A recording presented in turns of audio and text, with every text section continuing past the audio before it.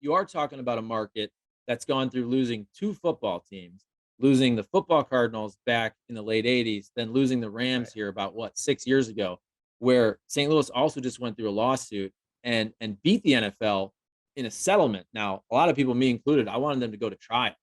So St. Louis won something like a $790 million settlement before the lawyers got their cut. So they beat the NFL, which is good, but it doesn't bring your team back. So that's No. where I tell you what, I feel And who bad. gets, by the way, who gets that money? Like It's who gets that? That's the thing. It's split up between St. Louis City, St. Louis County, and the Dome, basically the stadium, that authority to split it up. After the lawyers get 35%, you're talking $550 million. So again, it's a lot of money, but I don't think folks are going to feel that impact day to day. I mean, you just got all these cities also got a huge settlement from COVID, from the stimulus. So I wanted them to push the NFL to the limit with a trial and try to get big time punitive damages. I also think it'd be hilarious just because we do kind of hate the NFL here. I still watch the games, but we're not big fans of what they did to us, of the Rams, of Stan Kroenke. But also, I think it would have been hilarious because it would have been happening right now as the Rams are in the playoffs and the Rams are getting ready for their Super Bowl at SoFi Stadium that they're hoping to be in. There could have been a trial in St. Louis where some of these folks like Jerry Jones, Stan Kroenke, Roger Goodell are deposed in the middle of the NFL playoffs and a Super Bowl at SoFi Stadium. I think that would have been the greatest thing in the world. And that's why, That would have been amazing. yeah, that's why I'm ticked about it because people Yeah. in St. Louis, some are saying, oh, you beat the NFL, you got $790 million. And my point is the national media was just getting on board. And here's how I look at this. When that settlement was reached, I promise you, the NFL and Stan Kroenke popped champagne. They were happy Yeah. with that settlement. Yep. And that's where, to me, it shows you did not maximize what you could have got. It's like settling a class action where then the company's like, dude, writing this check is a drop for me. So now that you're all done and I'm quote unquote not technically liable for anything, I'm admitting no guilt or whatever they say, right? That's the same. Like, so they can go, okay, so this case is closed and we don't have to answer any more questions. I'm with you. Imagine if under, the idea of perjury and penalties, you could get people to on the stand to answer certain questions. I mean, what could you find out about what was really going on? Collusion, right? The idea of like organized deals happening probably years ago, Oh, 100%. years ago to like, here's the plan, you know? Well, that's why they settle. I mean, we could do a 2-hour podcast on this. And if folks want to check my YouTube, I have a million videos on this because this is all we talked about for the last year, but really for the last 6 years. So can I ask you this? Yeah. If would the city, would St. Louis right now, they would welcome a team back? If you got an expansion team, they'd be like, we're all in, or would they be gun shy with the past? So if you asked football fans, that I think overwhelmingly they'd say yes, we would take a team again. There's also talk of the Chargers, remember, because the Chargers moved from San Diego. Look, LA does not need two teams. No. They don't. The other day, I don't know if you saw the interview, Matthew Stafford's wife was on a podcast describing how in that last regular season game, they're playing the 49ers, and Matthew Stafford has to be in a silent count in his own stadium because there were so many 49er fans there. So that's, by the way, for the Rams that still have all that brand identity with LA. The Chargers, there's nobody going to those games. So they don't need two teams there. So if we would have got an expansion team or the Chargers coming here, I think the fans would have been all for it. The problem was I don't think the politicians wanted it. And again, not to dive too deep into this, but to me, maximizing either your monetary amount or the pipe dream, it could have been a pipe dream to potentially get another team, whether it's an expansion team or the Chargers.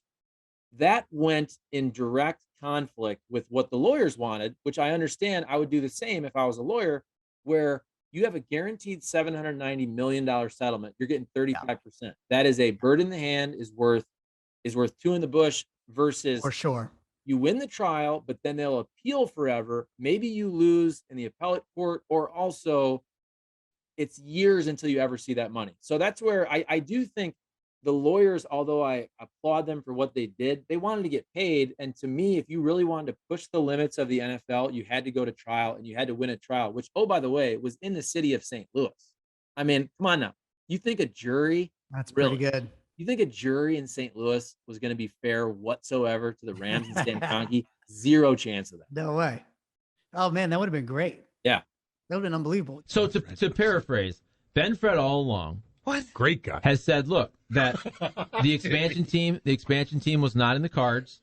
And even I think personally he would say that he was not for an expansion team, but also he did a ton of reporting on this and said all along that the talk of the expansion team was basically nonsense.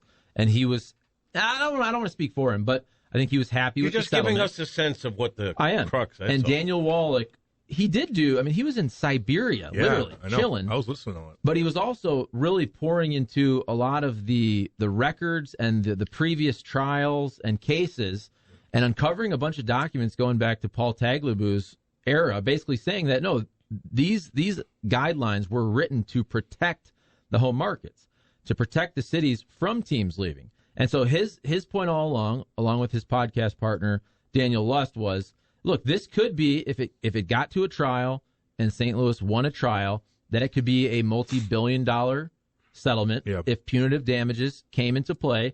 And if that happened, that could be the linchpin for potentially getting an expansion team. I heard $15 billion. I heard anywhere between like $2 billion and $15 billion.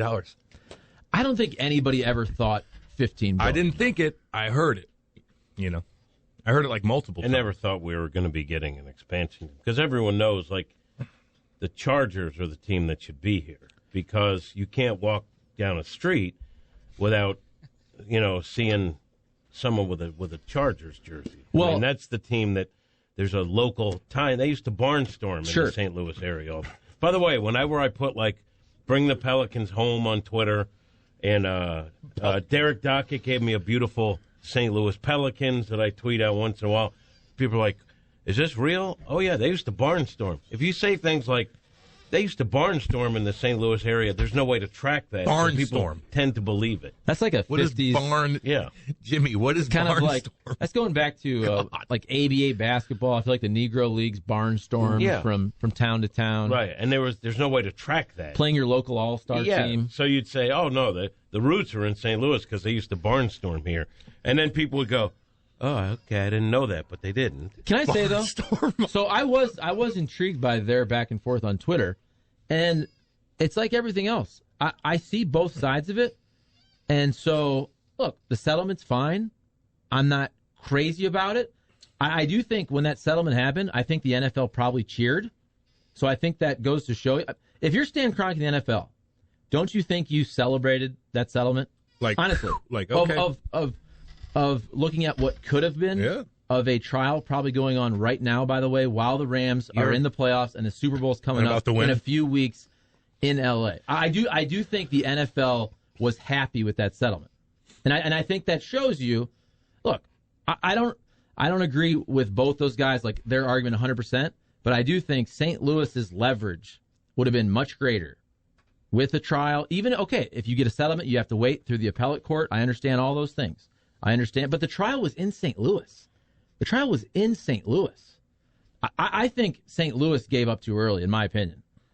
I mean, after all that, the national media was just getting on board. Charlie, I know. And right before Thanksgiving, you just close up shop? Well, here's the thing. First off, I wanted depositions. I wanted to read depositions. I wanted to see all the dirt laid out there. We never got a chance. I think they're going after that through Freedom of Information Acts to try to get that. I sure hope so. But I think that's where the leverage is. And I can tell you this firsthand about litigation. It doesn't matter if you win or lose because the lawyers always win. Yeah. The lawyers always get theirs. Now, if you're Kroenke or the NFL and your secrets are kept, except that you have to cut checks here and getting your lawyer, paid is a very expensive thing. You're probably not happy about writing the check considering what could have been. You're fine with it.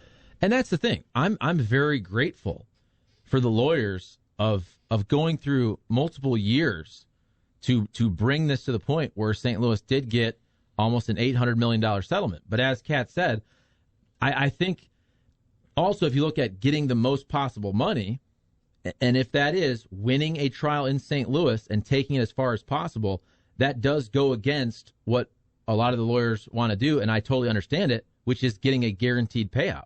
Yeah. If you have a guaranteed payout of, what was it, 35% of that number versus, hey, we probably win in a local trial, they'll appeal, who knows, and it could take years, I totally understand why the lawyers want the guaranteed payout. However, I think anybody who's reasonable can also say that goes against maximizing your deal, and that would be going through a trial and hopefully winning a trial with punitive damages. Scooter chimes in and goes, appeals wouldn't be appealed out of St. Louis, so home field advantage is a wash.